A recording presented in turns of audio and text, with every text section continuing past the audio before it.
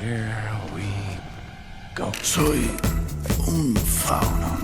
I want room service! I am a Jedi, like my father before me. Ahí tienen su hijo casa pintada.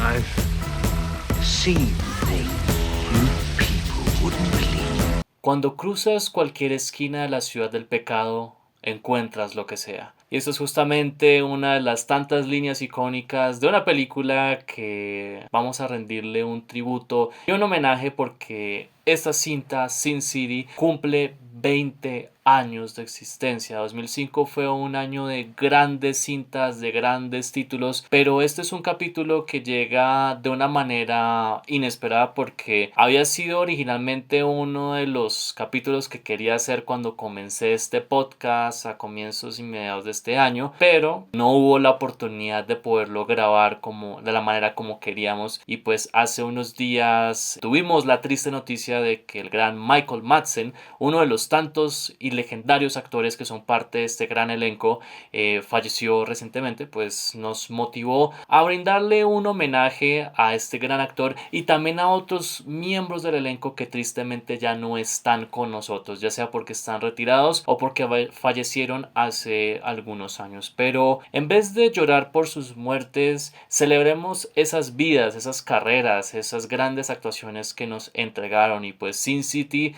es una cinta que en su momento revolucionó no solo el cine de manera tecnológica, sino también la manera de contar historias. Y es que esta es una adaptación de la legendaria serie de novelas gráficas creadas por el gran y controversial Frank Miller, como ese proyecto que él estuvo cocinando durante sus años en Marvel y en DC para dar su carta de amor al cine negro, al film noir. Pero como en todos los capítulos de Cineasta en Alquiler, esto no lo voy a hacer solo. Tengo un invitadazo muy especial. Él es también cineasta, también es periodista. Pueden seguirlo en John Hattenhorst Interviews, donde ha entrevistado a grandes figuras del cine, la televisión, el teatro, la literatura, la ciencia, entre muchas otras cosas. Así que, John, bienvenido a Cineasta en Alquiler. Muchas gracias por la oportunidad, la verdad, sí, muy contento, sí quería estar en este programa, obviamente antes de que pudieras crearlo, bueno, quería que lanzaras todas estas ideas, estas temáticas y bueno, con Sin City es también clave. Muchas gracias por la oportunidad. Muchas gracias por aceptar mi invitación y pues como le pregunto a todos mis invitados e invitadas, ¿cuándo fue la primera vez que usted vio esta película? Mira, para serte sincero, cuando estuve entrevistando a los actores de doblaje de la película, no tengo la oportunidad aún de entrevistar a Ricardo Tejero, pero sí pude entrevistar a varios grandes del doblaje. Cuando estuve, no hace ya más de un año, que entrevisté a Mario Castañeda, que es la voz oficial en doblaje de latino de Bruce Willis, quien hacía Hartigan en Sin City. Yo me dije, bueno, esta película, antes de entrevistar a Mario, voy a checarla. Y me la chequé y la verdad me quedé impresionado. Y no solo eso, yo he entrevistado a varios actores que, bueno, ahí hablaremos más adelante. Y hace más de un año la vi. Obviamente, como todo cineasta, tiene su toque de ver qué películas va uno a ver. Eh, Estoy inclinado más al terror, al suspenso, a películas de supervivencia. Pero bueno, le di esta oportunidad a la película gracias a esa entrevista que iba a hacer. Así que yo me quedé sorprendido. Para serte sincero, mi primera vez viendo Sin City fue hace como 19, 18 años más o menos. Porque, ¿qué pasa? Recuerdo que acá en Bogotá teníamos un canal que es el Canal 13 Colombia y había un espacio llamado Play TV. Y recuerdo que después de Play TV había un programa que se llamaba Showbiz. Y ahí estaban haciendo un sorteo de unas boletas para una película que se llamaba La Ciudad del Pecado. Entonces me llamó mucho la atención, primero que estaba Bruce Willis y Clive Owen, que era otro actor que estaba notando mucho en esa época, pero pues obviamente mi prioridad era ver a Bruce Willis porque pues tanto su merced y yo somos muy fans de esa leyenda del cine que hemos visto en películas como 12 monos, Duro de matar, El quinto elemento, Pulp Fiction, El sexto sentido, entre muchos otros clásicos. Entonces Entonces verlo en este fondo de blanco y negro con una ciudad súper estilizada que parecía un cómic me llamaba mucho la atención, y siento que también en esa época yo estaba empezando a conocer más el mundo del cómic, empezaba a comprar más títulos, ya sea Batman o Spawn, que era de los más económicos que se podía conseguir.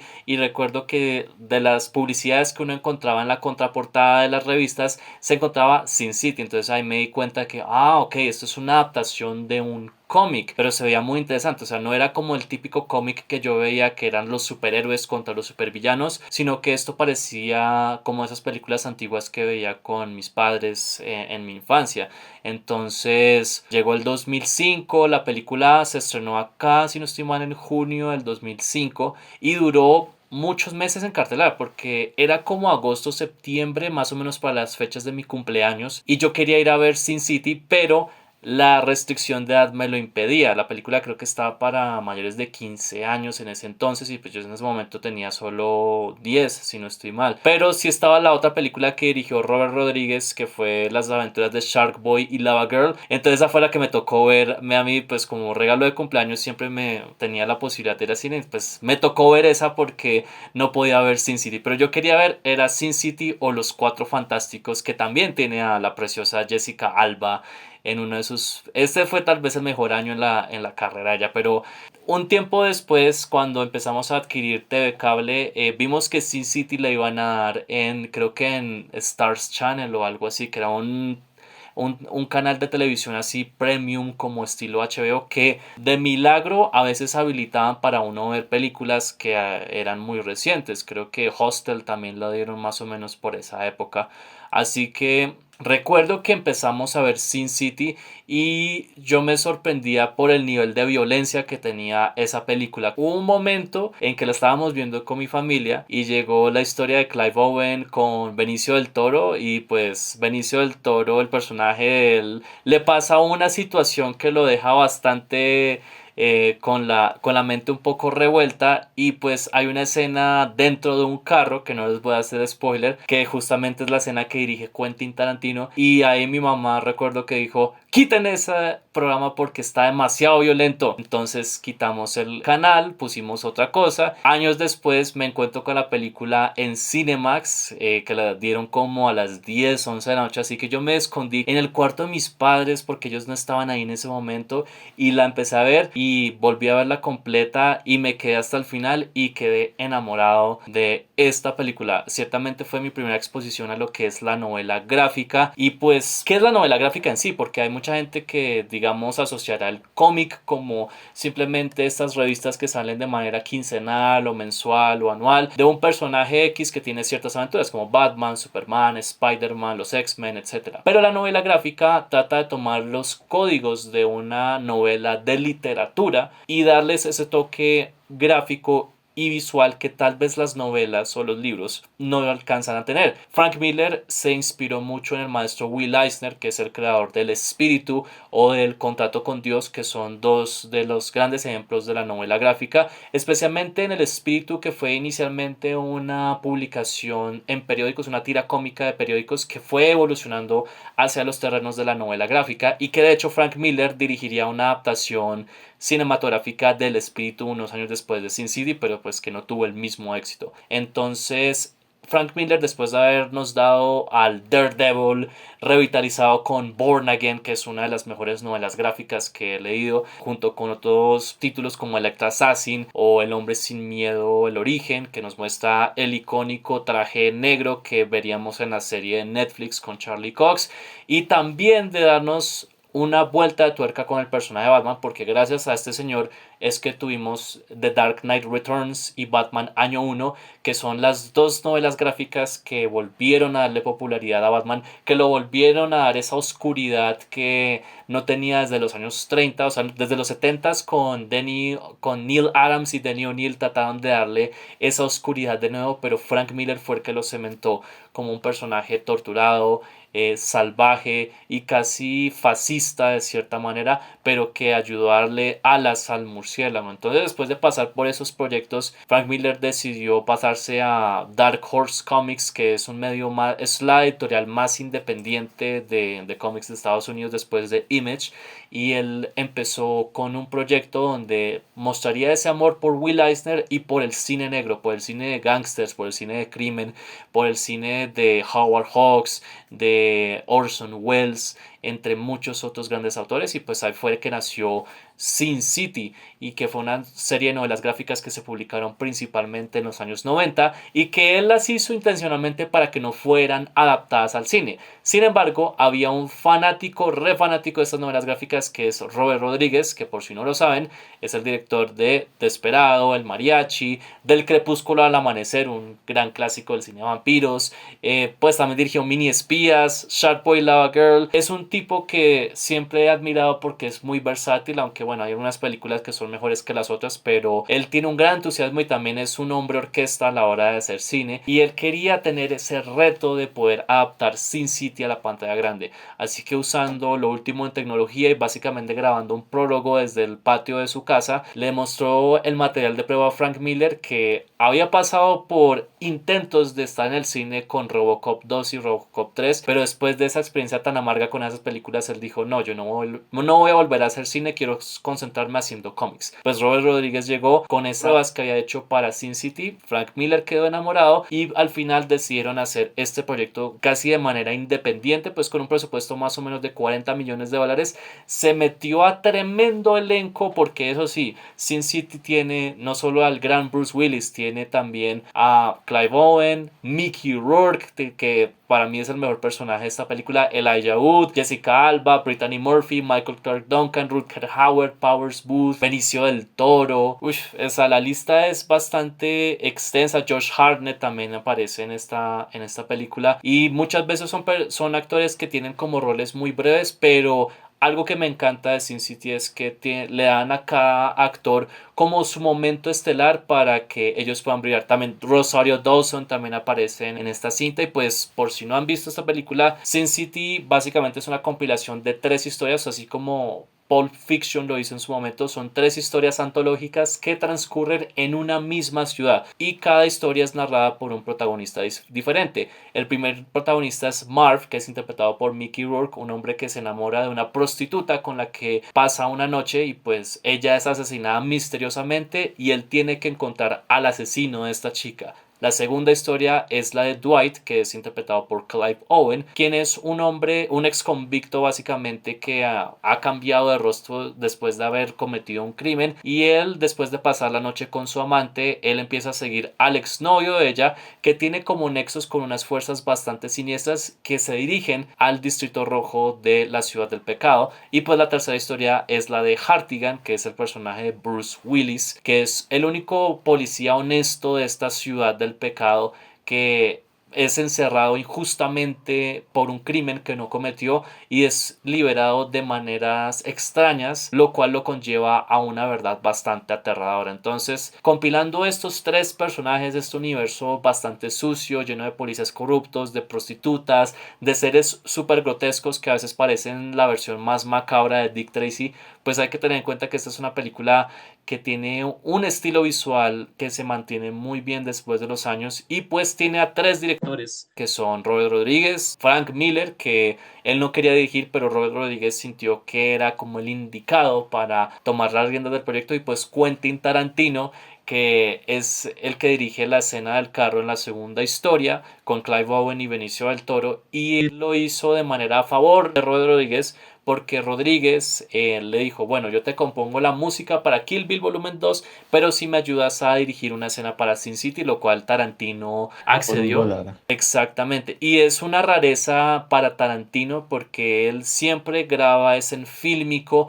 Él no graba con pantallas verdes ni con efectos especiales, pero esto es una excepción. Aunque fuera una sola escena, esta fue una escena que se grabó en digital sobre un fondo verde. Entonces fue algo bastante experimental para este gran director pero la escena es demasiado tarantinesca, que tiene un poco de ese diálogo interesante, pero también ese estilo visual que no se desborda de la película. Y lo que quería hacer Robert Rodríguez con Sin City no era una adaptación como tal, sino una traducción literal de los paneles del cómic a la pantalla grande. Entonces, usted me contó que hace poco fue que vio la película debido a que habló con Mario Castañeda, que es el que hace la voz de Hartigan en el español latino, y pues su merced también ha entrevistado a varios de los que hicieron el maquillaje de esta película, como Greg Nicotero y Howard Berger del grupo KNB. ¿Qué sensación le dio esta película la primera vez que la vio? Porque ciertamente vimos en una era donde hemos visto casi todo estilo de adaptación de cómic, pero esta es una que siento que destaca mucho y que en su época también fue de cierta manera controversial por el nivel de oscuridad y de violencia y de suciedad que manejaba, tanto esta como una historia de violencia de David Cronenberg, que también es una adaptación de una novela gráfica. Hay algo interesante que es que cuando me vi la película, yo vi la gente que hacía parte y yo dije, me pareció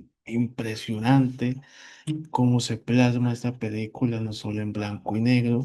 También es importante saber de que los tomos de ese, que bueno, en México son muy poco accesibles poder adquirirlos en otros países, de la editorial Bit, si no estoy mal, que son 7 tomos. Esos son una reliquia. Al momento de que los tengan, es excelente, porque supuestamente algunos actores de doblaje, antes de conocer eso, pudieron visualizar eso. No fue por el ejemplo de Mario Castañeda, sino que obviamente cuando yo vi la película, yo anoté, ¿quiénes deseo entrevistar? Yo sé que es un actor de doblaje que le preguntan sobre Dragon Ball Z, pero al momento de poco a poco preguntarle sobre estos trabajos, después de la entrevista, yo le felicité por el tema de Hartigan. Y acá se tuvo varios actores, por ejemplo, estuvo aquí Mario Filio, que hace la voz de T.Y., que es de Clint Owen. Tuve también a Xochitl Ugarte, quien es la voz de Jessica Alba en latino, Sí. Nancy Callahan. ¿Quién más tuve? Arturo Mercado, el gran Arturo Mercado, que fue el Cardenal Goar. Y también estuvo Sebastián Yapur, que hizo a Michael Clark Duncan. El momento en cómo se plasma, es interesante lo que dice Jan, de que la película hay algo de que al ser en pantalla verde salía el personaje de Yellow Bastard, que en realidad era Blue Pasta porque parecía un pitufo. Entonces, como no le gustó, cambiaron este tema de la iluminación a Yellow Bastard en amarillo. Así que la Sí. hace Nia Stark. Nia Stark. Y bueno, en Howard Jr. la hizo Arturo Mercado el doblaje y Jesse Conde lo hizo para Yellow Bastard, que fue uf. Entonces, yo cuando dije, estos actores de doblaje me parecen excelentes. Lo que hacen en el trabajo, hacen algo maravilloso. Tanto se puede disfrutar en inglés y también en el idioma, bueno, en el doblaje latino. Pero al momento en que yo los entrevisté, llegó yo para entrevistar a Nicotera.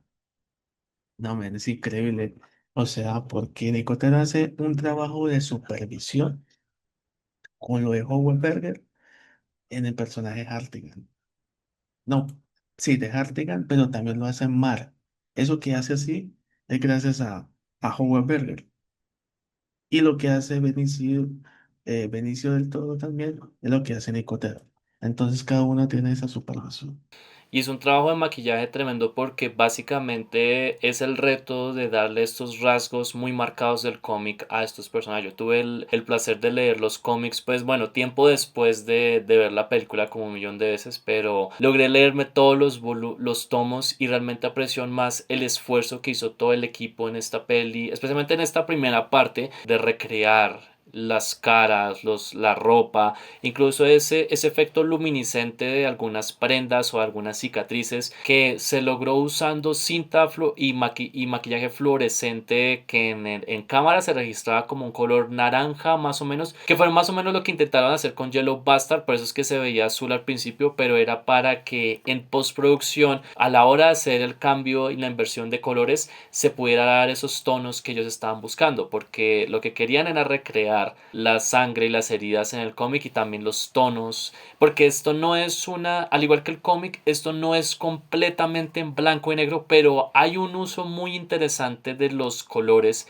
que hace que ciertas cosas y ciertos objetos y ciertos personajes resalten y le den una significancia que creo que aquí aciertan mucho más, incluso mucho más que lo que trató de hacer Frank Miller en El Espíritu o lo que trataron de hacer casi 10 años después con la segunda parte, que es Una dama por la cual matar, que creo que pues tristemente no fue tan buena como esta, tiene como sus méritos, pero aquí sí se veía más una labor de amor y de riesgo también con este proyecto en particular. Y hay algo importante, es que al momento de tener a Howard Berger, que lo tuve dos veces, hace poco lo tuve nuevamente para que me diera datos de Sin City, es algo que la verdad él experimentó bien, la temática fue interesante, fue algo que la verdad se mantuvo la buena comunicación con Robert, que es un director que le apuesta a todo.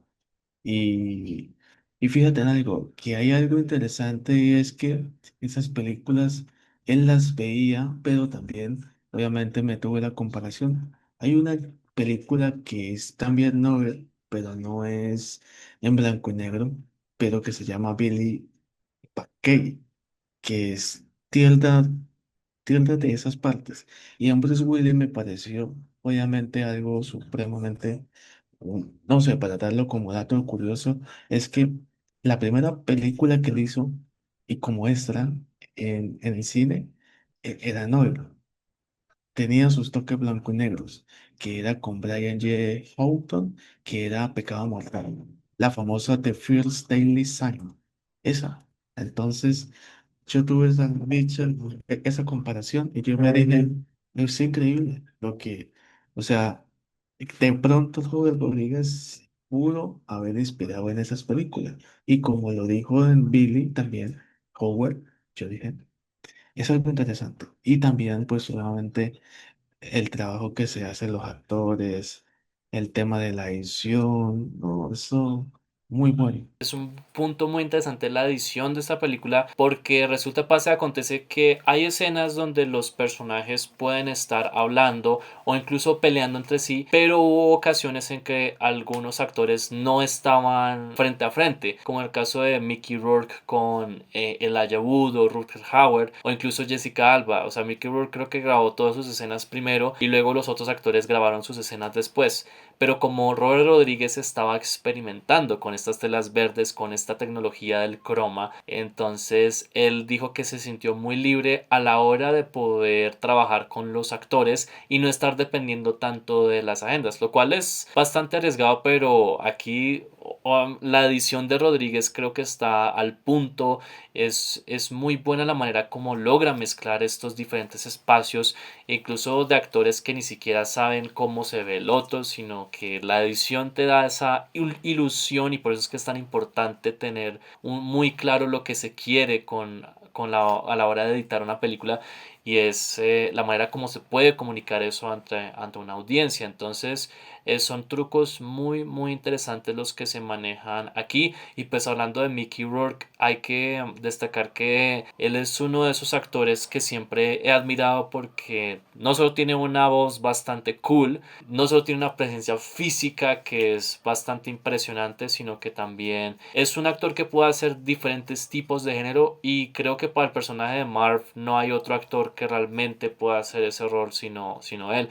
Y esto fue el inicio, yo digo, de su resurgimiento como actor, pues que esa buena racha terminaría con su actuación en El Luchador, The Wrestler, la de Darren Aronofsky, que le valió una nominación al premio Oscar. Entonces, aquí Mickey Rourke, lo que me gusta mucho de su personaje de Marv es que en su apariencia física él parecería que sería uno de los villanos de la película, pero en realidad resulta ser uno de los pocos personajes con honor, con un código moral, aunque eso no deja de un lado su salvajismo, su fuerza sobrehumana y también un sentido del humor bastante sucio, pero a la vez muy ácido, que lo hace un personaje bastante entretenido. Y no es de sorpresa que Frank Miller lo haya visto totalmente en maquillaje y dijera, este es mi personaje, este es Marv tal como yo lo dibujé. Además, la temática del personaje Mickey Rourke es increíble, o sea, puede hacer personajes camaleónicos.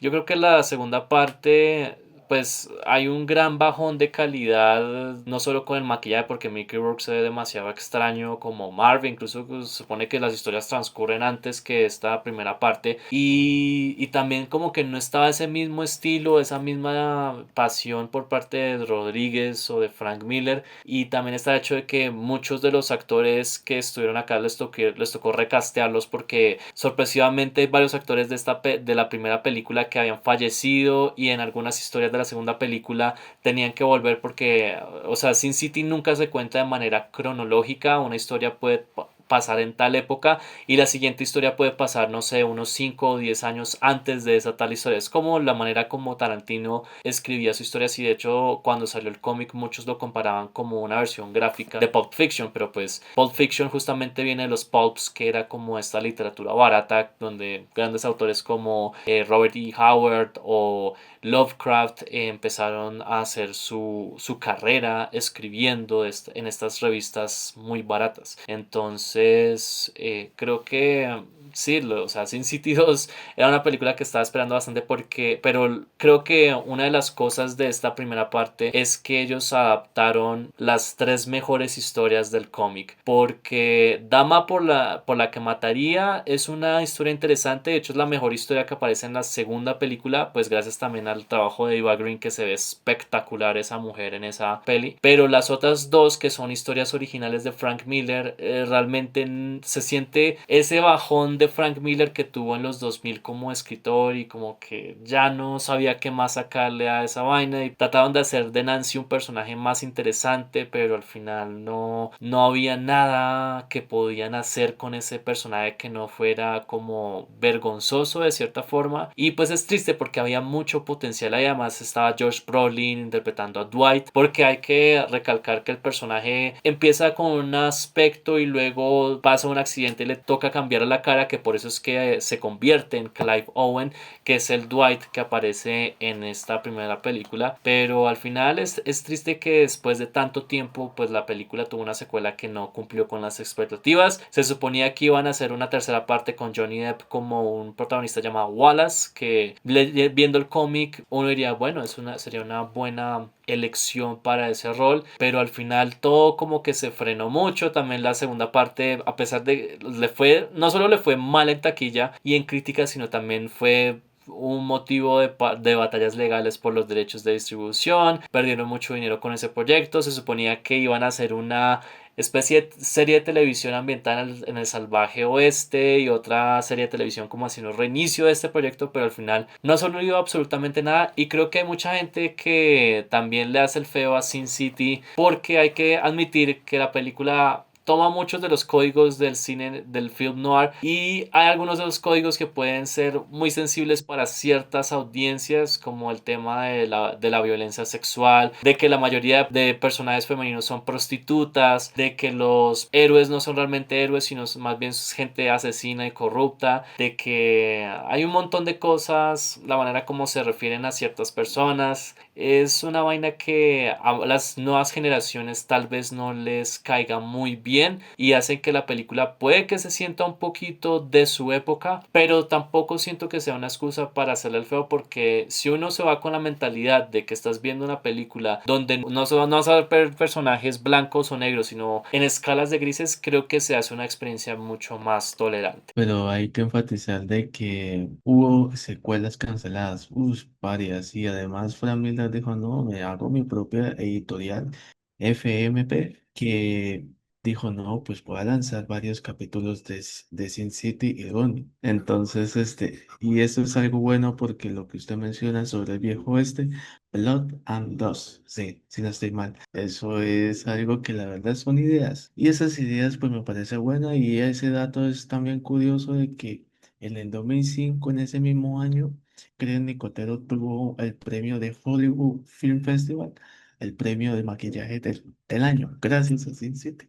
Y la verdad me parece buen dato porque ese dato pues obviamente poco se lo hablan a Karen Nicotero, pero también es sobre el tema este, de la novela gráfica, ¿saben? Que me parece interesante. Y además hay que tener en cuenta que esta película también ganó un premio especial en el Festival de Cine de Cannes, porque hay que tener en cuenta que para su época grabar una cinta totalmente en fondo verde era algo imposible. Se estaba empezando a experimentar con la tecnología. Muchos dicen que las precuelas de Star Wars se grabaron enteramente en pantalla verde, pero eso es mentira. En las precuelas se grabaron también en sets y también en locaciones reales, solo que fueron de las primeras películas, los primeros blockbusters que hicieron aumentos con CGI y que aprovecharon para varias secuencias en pantalla verde, pero la primera película que se grabó enteramente en pantalla verde no fue ni siquiera Sin City, sino Capitán Sky y El Mundo del Mañana, que fue una cinta que pasó sin pena ni gloria. También trató de emular un poco ese cine clásico, pero era más hacia el cine de aventuras y los seriales, y Sin City fue una de las que le siguió con esta técnica, solo que en Sin City creo que funcionó aún más porque es una película que siento que conectó mucho más con la audiencia. Era mucho más dinámica, tenía acción, tenía un buen elenco, tenía chicas sexys, tenía buena música también, tenía un estilo visual mucho más llamativo de lo que intentaron hacer con Capitán Sky. Y pues en su momento Sin City fue un gran éxito en taquilla. Esto recaudó como 150 millones de dólares en total. Fue muy bien recibida por la crítica y por las audiencias, a pesar de pues los quejas con respecto a la violencia y el trato hacia las mujeres y etcétera, etcétera. Pero fue una película que aún hoy en día, y viendo después de todas esas adaptaciones de cómics que se han dado, siento que todavía tiene esa magia en sí, porque es una cinta donde se siente que el cómic se lanza literalmente a la pantalla grande, donde las imágenes tienen movimiento, donde este mundo, a pesar de lo cruel, de lo lúgubre que llega a ser, es un mundo que te incita a verlo como espectador. Una vez la película te atrapa, no te suelta, y es una experiencia muy bacana. Y también me encanta que cada historia tenga una identidad distinta y que sea una manera de narrar muy diferente para que no se sienta que te están contando la historia una y otra vez. Hay algo curioso, Yanni, es que, bueno, aparte de que obviamente le pido disculpas a Howard por no mencionar el premio que tuvo en el 2006, que eso es algo que lo quería decir en el Online Film y Television Association, que es que la directora de casting, nada más y nada menos que Mary Bernier.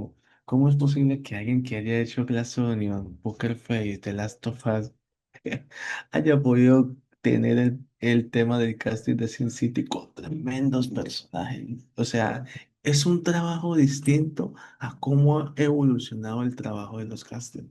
Porque tener a los Willis ahí y tener a Jessica Alba.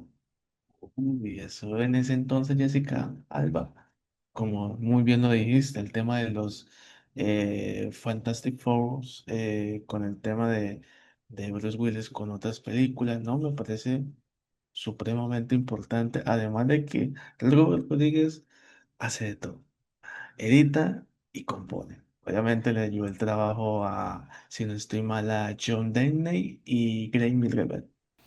John Debney, si no estoy mal, trabajó con él en Mini Espías, y Graham Rebel, creo que o Graham Rebel, es que ese nombre es muy raro, que es un compositor bastante prolífico porque el man ha compuesto desde El Cuervo hasta la miniserie de Duna del año 2000. La Pasión de Cristo también. La Pasión de... Ah, no, La Pasión de Cristo fue John Debney, y que fue nominado al Oscar por... Exacto. Ese score es muy bueno, por cierto. Pero el caso es que Grand Rebel había trabajado con Robert Rodríguez en Del Crepúsculo al Amanecer, que fue otra película en la que también colaboró con Quentin Tarantino, tanto en guión como... tenemos que hablar un día de estos de Del Crepúsculo al Amanecer, que pues El de también... Daredevil y The Saint, la que hizo Val Kilmer. Que en paz descanse también. Ush, este 2025 se han ido resto de actores. Hablando de los Fantastic Four, también falleció hace poco Julian McMahon, que era el que hacía del Doctor Doom Actorazo. en esa peli, sí. Y sí, efectivamente, o sea, es un poquito nostálgico ver la evolución del cine de cómics desde el 2005, porque en el 2005 pues también tuvimos una historia de violencia, Batman Begins, que por si no lo han visto tenemos un capítulo aquí en Cineasta en Alquiler disponible para que ustedes lo puedan ver. Fue un capítulo muy bacano de hacer. Los Cuatro Fantásticos, un montón de proyectos que salieron. Entonces es nostálgico porque también fue parte de mi adolescencia ver esta película varias veces, una de esas pelis que obviamente la mamá no va a querer que uno vea tan temprana edad, pero es inevitable uno no quedarse empapado de esas imágenes por más grotescas o bizarras que sean. Y también porque hay muchos actores y actrices que tristemente ya no están con nosotros, como el caso de Michael Clarke Duncan o Brittany Murphy también, Powers Booth, Rutger Hauer, Michael Madsen, que falleció hace poco, que hacía uno de los policías corruptos, que de hecho Robert Rodríguez, cuando murió Michael Madsen, sacó una anécdota que él decía que a Michael Madsen a él le dejaba improvisar un poco sus líneas porque él sentía que a veces sacaba mejores ideas de diálogo de lo que estaban plasmados en su personaje, y era para un personaje que aparece en un par de escenas nada más, pero tal era el compromiso de Michael Madsen y la genialidad de este gran actor que simplemente le dejaba como rienda suelta para sacar esas palabras. Entonces sí, y pues también Bruce Willis, ver cómo esta leyenda que pues está vivo de cierta forma, pero pues por la fascia tuvo que retirarse de las pantallas, dejando un gran legado de películas, incluyendo estas. Entonces sí te pone a pensar mucho acerca del paso del tiempo, de que incluso el film noir viene también de una época de introspección, porque recordemos que el film noir se popularizó por la Segunda Guerra Mundial y cómo los Estados Unidos estaban reaccionando con un poco de cinicismo, si no sé si lo estoy diciendo correctamente, hacia la sociedad, porque venían de uno de los eventos más catastróficos en la historia de la humanidad, y pues la gente era mucho más cínica, más dada como a los excesos, como a la bebida, como al lado más amargo de la sociedad, y eran historias que la vieja Hollywood no quería contar, porque en su mayoría el film noir era un género considerado de la clase B, era algo que no iba a premios Óscares, no iba a absolutamente nada prestigioso, era un simple divertimento, y por eso es que muchas de las obras maestras de Orson Welles, como El toque del mal, estas películas fueron en su momento catalogadas como películas que no eran nada preciosas. La Dama de Shanghái, que es otro gran ejemplo de la filmografía noir de Orson Welles, que Orson Welles y Greg Toland como cinematógrafo eran una combinación letal, porque tenían de los mejores ojos en la historia del cine. Esos planos legendarios de Ciudadano Kane no se pudieron haber conseguido sin un gran ojo como el de Greg Toland, y ese gran manejo de sombras y de luz creo que ha sido muy influyente incluso para esta época. Tú ves una película de David Fincher, por ejemplo, y hay un gran lenguaje de Greg Toland ahí todavía marcado en esos frames, o que sean frames a color. Y pues hablando de algo más reciente, pues la película de Batman de Matt Reeves tiene también estos códigos del film noir que también lo tenía el Batman de Christopher Nolan, y todo esto viene de un subgénero que en su momento no era considerado ni en chispas como algo que influyera mucho en la gente, pero pues encontró su audiencia, así como Tarantino se inspiró tanto en el cine de explotación de los 70s y de los 60s, películas italianas, películas japonesas de Hong Kong, películas turcas también, los spaghetti westerns de Italia, que también eran considerados como cine basura en su momento, pero al final todo se recontextualiza y se convierte en algo muy especial. Por eso es que esta película también siento que tiene un gran valor intrínseco, porque es la culminación de todos estos gustos, de todas estas influencias por parte de Frank Miller, que transmitió a gente como Robert Rodríguez, y que Robert Rodríguez creo que quiso darle como las gracias para inspirarlo por medio de esta película. Y creo que 20 años después, una cinta que vale la pena ver todavía, porque visualmente sigue siendo una maravilla. No tiene que ser una película totalmente realista para que la gente la pueda disfrutar. Yo creo que la gente confunde mucho el realismo con la verosimilitud. Esta película es de gente que tiene la cara como la de Mickey Rourke. Hay un tipo que por alguna razón es amarillo mientras el resto es en blanco y negro. Hay una mujer que al encender un cigarrillo se le pasan los colores, el color de los ojos del gris a verdes. No hay una explicación alguna de por qué sucede eso, pero es un indicio visual de que esa objeto, personaje o cosa es algo muy importante y también es algo que visualmente llama mucho la atención. A mí me encanta mucho el hecho de que hay actores acá. Carla Gugino es otra actriz que tengo que mencionar, que es una actriz que, aparte de que es una de las mujeres más sexys y hermosas que he visto en el cine, porque yo tengo un crush con ella desde Spy Kids, y que aquí aparece espectacular y espampanante, al igual que en Watchmen. Ella también creo que es una actriz que resalta bastante. Siempre me ha parecido que tiene mucho rango actoral y si no me creen, vean también El juego de Gerald donde hace una de sus mejores actuaciones o cualquiera de las Una película. colaboraciones peliculaza y cualquiera de las colaboraciones que haga con Mike Flanagan siento que también resaltan mucho ese gran talento que ella tiene y creo que como dije incluso actores que tienen partes pequeñas como por ejemplo Tommy Flanagan que también aparece acá en esta cinta en un papel pequeño como el terrorista que tiene las bombas o Devon Aoki que interpreta a la legendaria Miho que es esta samurai que no dice absolutamente nada o el Elijah Wood también que me sorprendió mucho este rango actoral de este gran actor porque pasó de ser Frodo el Señor de los Anillos a ser un completo psicópata caníbal que nadie se esperaba que hiciera ese tipo de Y papel. les reconstruyeron eso. Esta parte de la quijada para que pareciera más psicópata. Exacto, y son cosas, son detalles que creo que hacen que la película se sienta como algo mucho más allá de un simple divertimento, sino algo que Robert Rodríguez realmente pensó, dijo, no, esto va a ser algo especial y se siente mucho en cada frame de esta película. Entonces, ya como para ir cerrando este capítulo de Sin City en su 20º aniversario, que ya lo teníamos bastante retrasado, pero pues cuando tiene que llegar, tiene que llegar. Porque cree su merced que es importante que la gente, especialmente los cinéfilos o la gente, los fanáticos del cine de crimen o de acción, debería ver esta película. Pienso yo que porque retrata la naturaleza humana, de cómo es un mundo lleno de corrupción, lleno de, bueno, de cosas que la verdad la gente piensa de que la sociedad puede ser también como una película, a modo como lo vea. Y también es interesante poder conocer a fondo los personajes.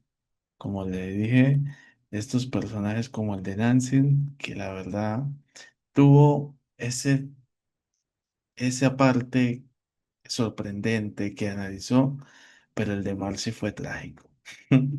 Entonces, que no nos pasa como malo. Entonces, que más bien que veamos esta película sobre cómo es el mundo en la realidad, que a veces la realidad supera la ficción. Y pues es una película para darle no solo un espacio para tenerla en nuestras listas antes de morir, sino también de que podamos también inspirarnos para las personas que hacen cine, crear su propio universo. No sé si, por ejemplo, para usted, Jan, el universo de la silueta está inspirado en Sin City. Yo creo que sí. Sí, de cierta forma, Sin City es una de esas pelis que me ha influenciado mucho en mi carrera como cineasta. Digamos que a mí me gusta mucho el cine clásico, pues, o sea, obviamente Orson Welles también es otra gran inspiración para crear el mundo de la silueta, especialmente ese uso de claroscuro con Greg Toland y la manera como emplea estos antihéroes, estas mujeres fatales también que son códigos del film noir y que siento que aún hoy en día con autores como Nicholas Winding Refn David Fincher se mantienen esos códigos mucho más vivos que nunca. Entonces, para mí es una peli que es bastante influyente de cierta forma. No sé cómo reaccionarían las nuevas generaciones viendo esta película, pero pues hay muchos momentos en que uno va a pensar de que les va a aburrir algo, pero terminan enamorándose de eso. Por ejemplo, yendo como hacia el otro lado del espectro, hay mucha gente que dice que El Imperio Contraataca tal vez sea una película bastante madura o lenta para las audiencias más jóvenes, pero yo he visto varios niños que han visto El Imperio Contraataca muchas veces y la catalogan como su favorita. Pues yo concuerdo, es una de las mejores películas de la saga Star Wars, pero ciertamente no es del tipo de cine que uno esperaría que un niño viera y disfrutara de tal forma, porque uno esperaría que los niños disfrutaran más como no sé, las precuelas que tienen más batallas, más criaturas, más efectos especiales, o las secuelas, o incluso de Mandalorian. Pero el hecho de que algunos todavía tengan la paciencia para ver una película de estas, pues también es algo muy bueno. Y pues con el respecto a Sin City, pues es interesante que los más jóvenes vean una peli de estas y que muchas veces digan, bueno, esta cosa debió inspirarse de tal vaina, pero resulta que esta fue la fuente de inspiración. Hay un video, creo que de Fade o el Fercho, que no recuerdo bien la canción, cuál de las tantas canciones que suenan igual del Fercho, pero es un video musical que está claramente inspirado en Sin City, porque es un blanco y negro muy bien planteado y tiene también ese uso de luz y contrastes que venía mucho del cómic de Sin City, pero que lograron trasladar muy bien a la acción real. Así que si tienen el chance de ver Sin City, está, pues la pueden encontrar en cualquier plataforma, vayan, la consiguen en una colección y pues también denle chance a la segunda parte. Si algún día tienen la oportunidad, no es como tan buena como la primera, tiene sus momentos, pero pues también es por matar su curiosidad a ver qué les parece. Yo conozco a gente que le gusta mucho la segunda parte y pues es algo muy válido, entre gustos no hay disgustos.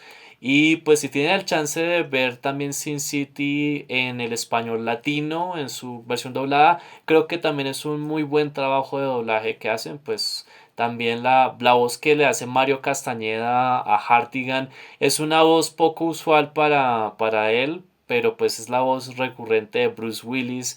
Y siento que también fue una buena oportunidad para que él mostrara un poco más, un lado más oscuro en su voz. Y pues esta es una cinta que también vino como en esa época Disney, porque esta película, aunque no lo crean, fue una producción de Disney por medio de Dimension Films, que era la rama adulta que Disney le había comprado a los hermanos Weinstein antes de que pues fuera todo el meollo y todas las controversias y todo eso, porque en esta época los hermanos Weinstein, Harvey y Bob, eran de los productores independientes más poderosos que había en Hollywood y les dieron la oportunidad a muchos cineastas, pero pues también usaron unas artimañas bastante crueles. De hecho, ellos se siente, especialmente Harvey, se siente como un personaje salido de esta película por sus mañas y por su lado oscuro, pero ese es un tema para otro día.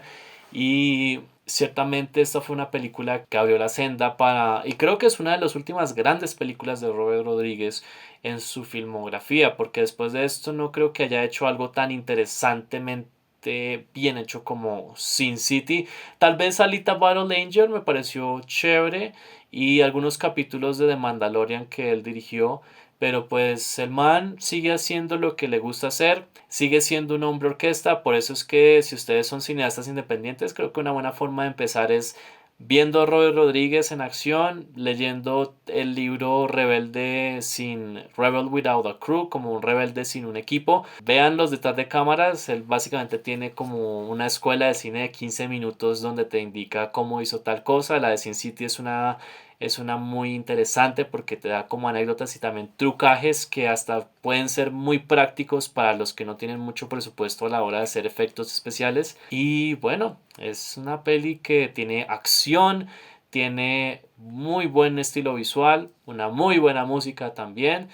Tiene un gran elenco, o sea, tan solo por ver a Jessica Alba bailando vale toda la pena. Esa mujer se veía, bueno, ella siempre se ha visto espectacular, pero en esta película es realmente increíble. O sea, no había visto escenas de baile tan fascinantes como desde Salma Hayek Desde el crepúsculo al amanecer. Es algo chévere que en estos roles donde las mujeres se sentirían como un poquito sexualizadas u objetificadas, Jessica Alba y Salma Hayek han hablado maravillas de sus trabajos con Robert Rodríguez. También eso demuestra que es un director que también tiene mucho respeto hacia su elenco y que hace que incluso que el proyecto no cuaje muy bien, hace que la experiencia sea divertida para ellos y también para el espectador. Milagrosamente, y pues fue muy raro que Danny Trejo no apareciera en esta película, porque ese es uno también de los actores fetiche de Robert Rodríguez, pero bueno, ahí lo tenemos en otros clásicos como Desperado o Del crepúsculo al amanecer o Machete también.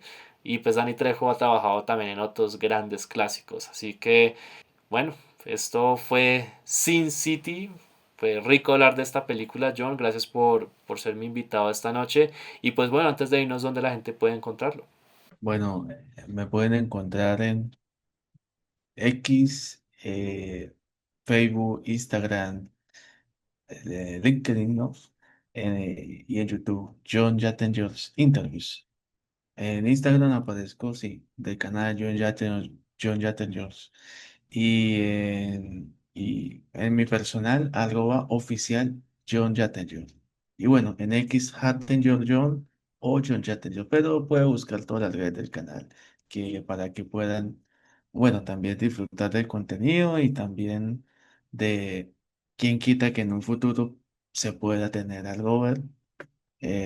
Ya han estás invitado, así que ojalá. Y para hablar de este especial. Así que muy contento. Gracias por darme la oportunidad y bueno, también suscríbanse a Cineastas en Alquiler, que está súper bueno. Estoy esperando a los próximos invitados que tendrá, que la verdad están súper buenos. Muchas gracias, John, por esas palabras. Y pues sí, efectivamente pueden encontrarme en Spotify y en Instagram como Cineasta en Alquiler o en el mío como J. Cárdenas Flix. Así también me encuentran en YouTube. Recuerden que cada miércoles va a salir un capítulo diferente en Cineasta en Alquiler, pues para hablar de diferentes tipos de películas con diferentes tipos de invitados e invitadas. Gracias a todos ustedes también oyentes que nos escuchan desde Spotify o que nos están viendo desde YouTube. Recuerden que si les gustó este podcast, estos capítulos, pueden darle click, pueden darle like, pueden suscribirse y compartirlo con sus amistades, familiares u otros cinéfilos o frikis que les gusta el cine tanto como nosotros. Yo soy Jan Cárdenas, gracias una vez más por acompañarnos, por 20 años más de Sin City y bueno, nos vemos a la próxima. I think this is self-explanatory. 1 million tears over 35 years.